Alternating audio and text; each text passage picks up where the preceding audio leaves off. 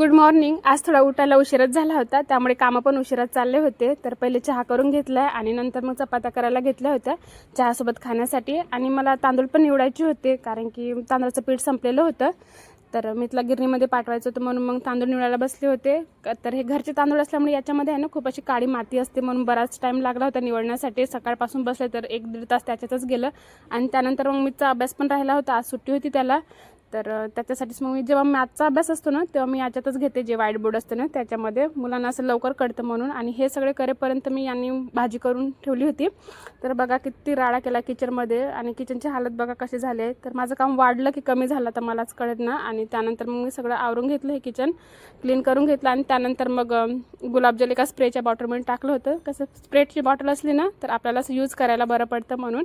आणि त्यानंतर मग मला कढी पण करायची होती, तर त्याच्यासाठी मी दही वगैरे काढलं होतं आणि थोडं दही बाजूला काढून ठेवलं होतं। ते मी संध्याकाळी फेस पॅक वगैरे लावते म्हणून, थोडीशी बेसन टाकून। तर चला मग माझी कढी पण झाली तयार। तर व्हिडिओ कसा वाटला सांगा, आवडला तर लाईक करा, चॅनलला पण सबस्क्राईब करून घ्या। तर चला बाय, उद्या भेटू।